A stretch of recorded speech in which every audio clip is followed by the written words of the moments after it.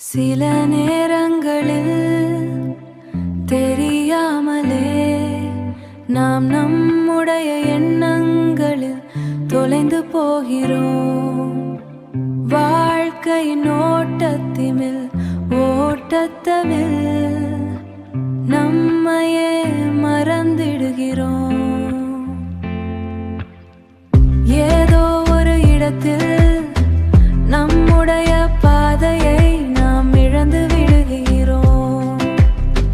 காலத்தின் நடுவில் நாம் மெதுவாக விலகி போகிறோம்.